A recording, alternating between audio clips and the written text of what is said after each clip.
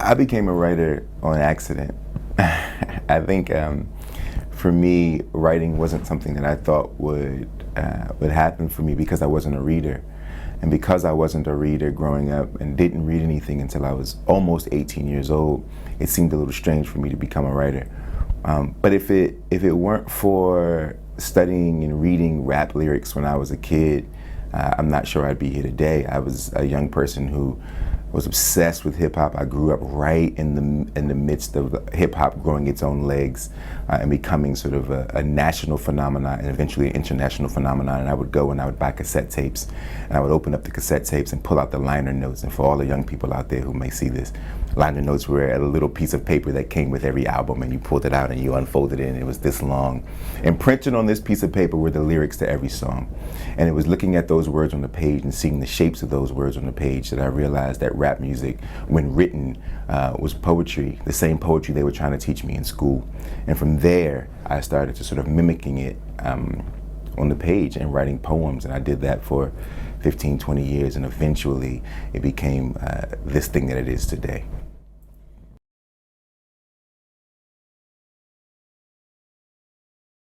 I think free verse is a powerful device and a powerful tool when it comes to engaging young people. I think we have to be honest with ourselves about who and where we are at the moment culturally. And what I mean by that is young people today are dealing with the exact same things that they were dealing with 25 years ago when I was a kid. And that's sort of the idea that books can be a bit intimidating, and that we should start to divert from what we think a book is supposed to be. Storytelling is storytelling.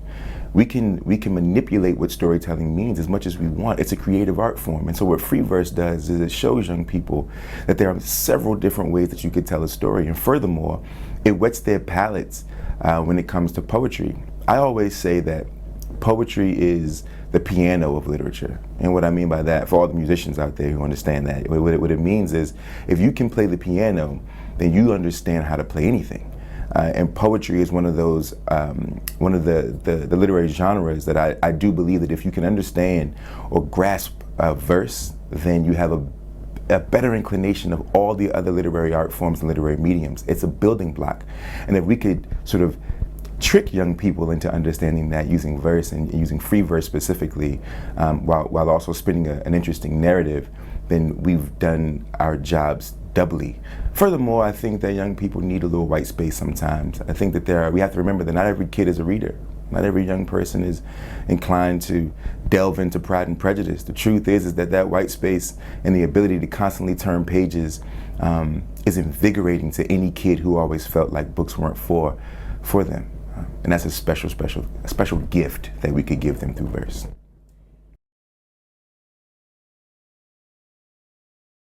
Honesty. You'd be surprised how how far authenticity will go. I think if you were to ask the average teenager what they're missing in terms of representation in art form, or furthermore, even in the relationships they have with adults, it's probably going to be authenticity, honesty, right? A young person wants to see themselves on a page, I believe. They want to believe that whoever wrote this book actually knows something about them. It's the reason why magic tricks still work. Right? The reason why every magician is still doing pick a card, any card, is because human beings innately really want to believe that somebody they don't know knows what's happening inside their minds. I want to believe that you know what card I picked without me having to tell you. And the same goes for young people. Writing stories that feel authentic and honest means that whoever wrote the story actually cares enough to get to know who young people are. It's a direct connection. It's an immediate intimacy that's built. And so I always say all young people are really looking for is just some truth, right? And it's their truth, not our truths, not our projections of who we think they are, but just their actual truths, their language, the way that they speak, the way that they walk and posture, their fears and insecurities, the ones that are spoken and unspoken. But in order to do that, you have to be in tune with them. You can't show young people if you don't know young people. And I think that's the reason there's been such a disconnect. Adults have to remember to engage with them in real life before you try to put their lives on the page.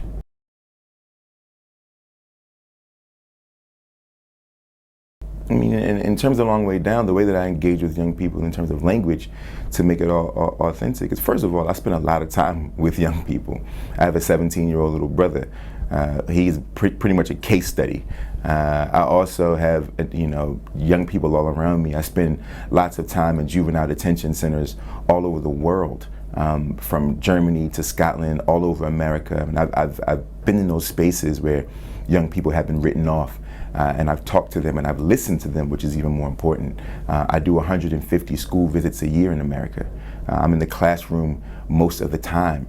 I've done alternative schools and all kinds of after-school programs. Just anywhere where there are young people is where I'd like to be. Furthermore, I am fully aware of who I was when I was 16 years old. It is not something that is lost on me. I have not forgotten.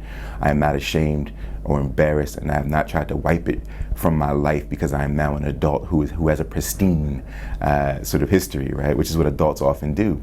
No, I know how messy it was, and I know how afraid I was, and I know how insecure I was. And I think for me, I try to put that on the page. Things haven't changed. Things are more the same than they are different. And so if I can be honest about who I was, it turns out that usually it would directly connect to the honesty in them. And lastly, I got really lucky because I was born in the sweet spot. And what I mean by that is the greatest gift that I was ever given was rap music, because that music that was a really small thing became an international phenomenon and ostensibly became youth culture around the world. So my natural language, the language I grew up speaking, my neighborhood language, turns out to be slang, or at least familiar to every child on earth. Right? And it's a fascinating thing. Even if you don't speak English, my slang words are words you're familiar with simply because of the music that you listen to. And I try to remember that and be unafraid to use that language in my literature.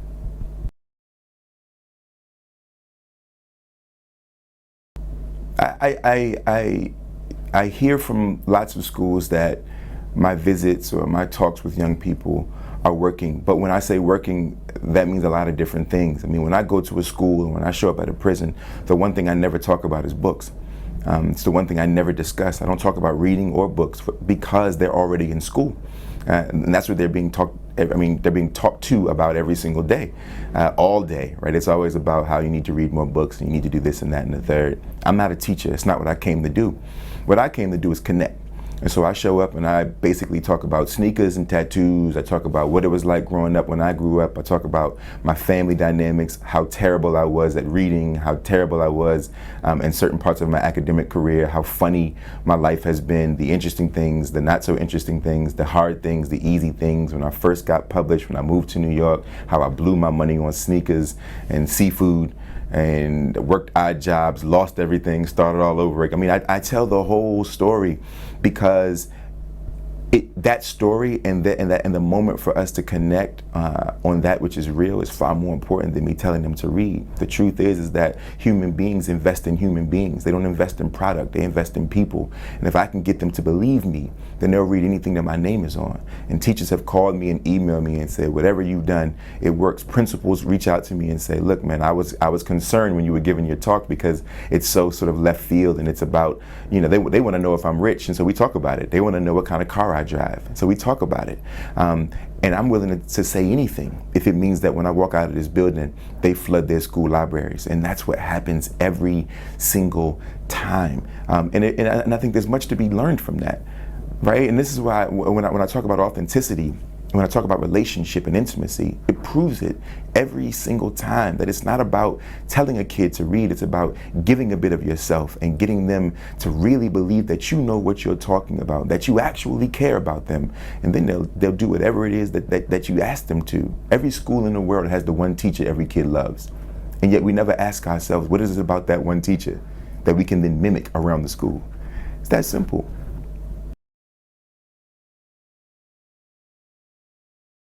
For me, the book that really changed my life and that hooked me was the first book I read. It was called Black Boy by Richard Wright. And it's interesting because the book is not about my life in particular. It isn't. I mean, it was written a long, long time ago, I think in the 1940s or 50s, about Richard Wright's life.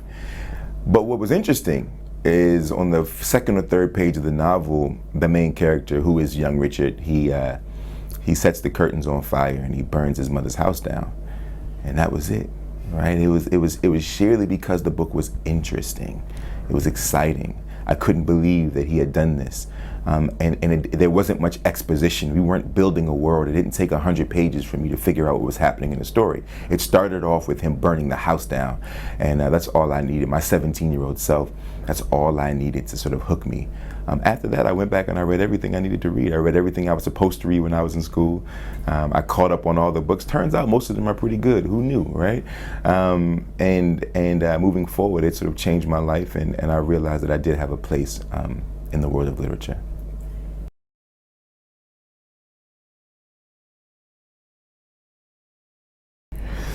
Long Way Down is potentially being made into a film produced by John Legend.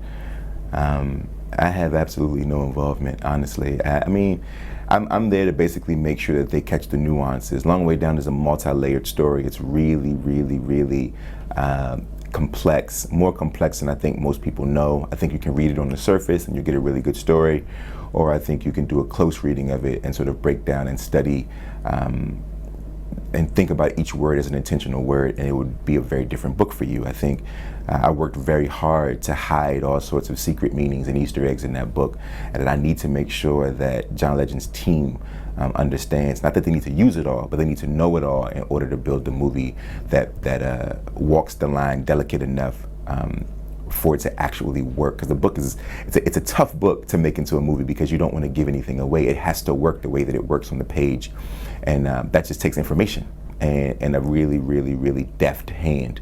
And so that's really what I'm there to do. In terms of a dream casting,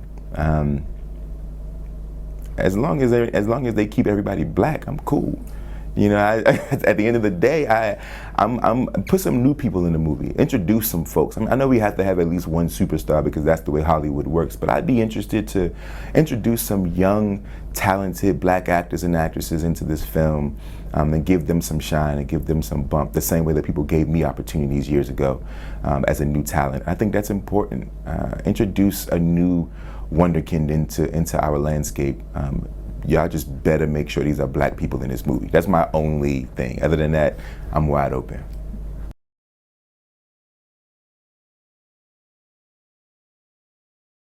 At the moment, there are so many brilliant books for teens and for young kids. There's so many. Right now, I think I'm really behind Elizabeth Acevedo's The Poet X. I think it's a brilliant novel. It's also a novel in verse, and I think it's just it's another sort of segment of black and brown culture, coming from a Dominican perspective in New York City, and you know, religious backgrounds and all it's just a beautiful sort of cornucopia of a life within this young lady, and I think it's just brilliant. And we should all be watching her. I think she's going to do some incredible things. I love Jacqueline Woodson has a new book out called Harbor Me. I mean, right now in America, as I'm sure you all know, we are dealing with all kinds of, well, actually all over the world, there's the immigration quote-unquote issue is happening, and this is a book that I think is just fantastic, and it's beautiful because Jacqueline Woodson can do no wrong as far as I'm concerned. Kwame Alexander has a new book coming out called, it's the sequel to the last one, which was Solo. It's called, like, I don't know. It's got a blue cover in America though. You guys probably know what it's called. If you know anything about Kwame Alexander, you know it's probably going to be a really good book and something that you should probably pick up. It's also guaranteed to be in verse because that's what Kwame writes, and he's really good at it. So you want to check that out as well. What else am I reading? I mean, honestly, even outside of books for kids, there are other books written by adults. I mean, written sort of categorized as adults in literary fiction that should be read by kids. So I'm gonna give a couple of those. I mean, Jesmyn Ward. Anything that Jesmyn Ward has written, her protagonists are all between the ages of 12 and 15 years old. Salvage the Bones, which is to me the best book written since 2000. I think she's the greatest writer of the 21st century, if you ask me. And I've said that multiple times on any platform, and I'll say it again and again and again. I think that Jesmyn Ward is the leader of the pack. And I really mean that. I think that the stories that she's writing about the Black American South, the contemporary Black American South, are stories that are grossly underrated and have been left out of the conversation for a very long time. And Salvage the Bones, which is about the lead up to Hurricane Katrina, about a young 15-year-old woman named Esh and her pit bull and her family. It is a masterpiece, and everyone should read it. And then her last book, which is called Sing Unburied Sing, is about a young man who I believe is 12 years old, going to see his father who's in prison. And it is also a genius book, and there's no reason that young people can't also read those books as well.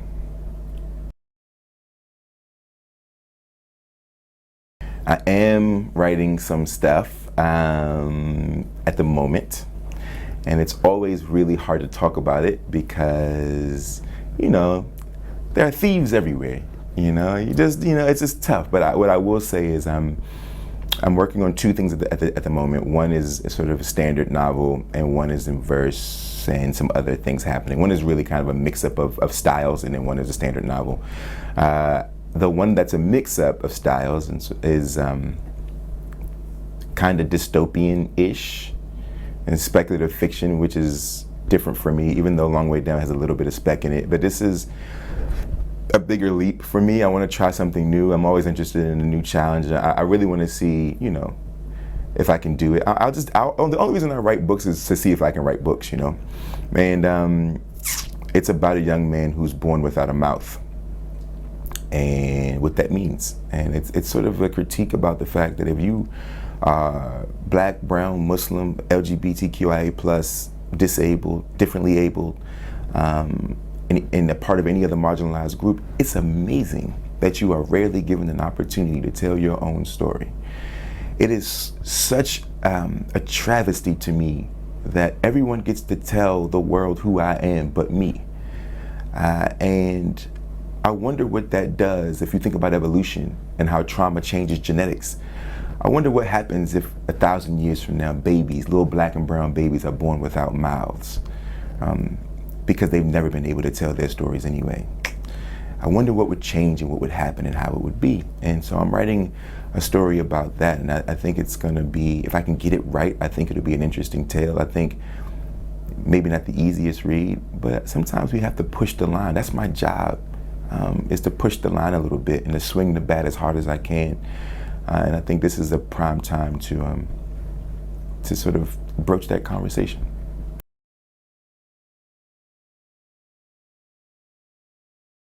Rap music saved my life in a very real way. I mean, to put things in perspective, we're talking about 1980s America. And in the 1980s, specifically in that country, if you were growing up in a Black or brown community or in a working class community, there was a good chance that your neighborhood was really struggling with the drug epidemic. The three things that sort of serve as linchpins for my childhood were the drug epidemic, the beginning of what we now know as HIV and AIDS, and the direct response to those two things, which was rap music, right? And so as a kid, if I'm dealing with these sorts of issues in my family or in my neighborhood, my extended family, it's strange for me to go to school and for a teacher to ask me to read Moby Dick. Because it felt so far away. And there are some young people who find literature as an escape, who like to dive into the idea of being pulled away from their realities. But for me, I needed to see the details of my life, right? So to ask me to read about Ahab seemed outrageous because I had never seen a boat, let alone a whale. That just wasn't a part of my reality. I needed to see Jordans. I wanted to see Kool-Aid, which is, I don't know if you have Kool-Aid over here, but it's like powdered drink juice. It's weird, it's terrible. It tastes good though. I needed to see that, and I needed to see block parties, and I needed to see ice cream trucks, and I needed to see corner stores, and all the things that we did as young people, I needed to see in books, and they weren't there. But the music, rappers were the YA authors of our generation, right? If you were coming from my background, because what they were saying They were telling our stories. They were telling our truths. They looked like me. They walked like me. They spoke in my language, the language that we were all told was improper. They spoke it freely, and they told stories. And they wrote poems. And the amazing thing about it is they were a threat to everybody. Back then in America, every day on the news, they would show clips of people steamrolling over cassette tapes. And we were watching this on the news. People, adults, saying rap music is going to be the death of a generation. Imagine that. They said the music was too vulgar and too violent. And these were mainly people who had never stepped foot in our communities. They had no idea how this music was a salve to so many of us. A prime example would be Tupac, right? You pick somebody like Tupac. Tupac is rapping Dear Mama, and he's sending this message to his mother saying how much he loves her, and even though she wasn't a perfect mom, he's so grateful for the love that she gave him and that she's appreciated. Now, historically, we could look at that as a direct response to Langston Hughes' mother to son, right? We're talking about they're in conversation. We got Langston Hughes in the Harlem Renaissance coming up through the 30s, 40s, and 50s, and you got Tupac in the 1990s answering that poem, right? You've got Maya Angelou's Phenomenal Woman, right? One of the most quoted poems of all time. By the way, Maya Angelou wrote a lot of other poems that we all should probably learn. But that poem, which is such a seminal piece of work, and you've got Queen Latifah in 1988, 1989, rapping Ladies First, the exact same poem, but a generation separated between the two of them. This is a continuum, right? And so reading rap lyrics and listening to that music let me know, first of all, that this work, this literature, these poems that I was being taught in school are not beyond me, that I exist on the continuum of poetry, specifically poetry coming from a particular tradition. And second of all, they let me know that because I have a space on that continuum, I also have a voice and an opportunity to contribute. Rappers were contributors. Whether we like it or not, they changed the world. Their poems changed the world. Nas is studied at Harvard, right? That's a big deal. Jay-Z has a songwriting hall of fame. They weren't menaces. They were young people with megaphones trying to tell the world that they existed. And that's all I needed.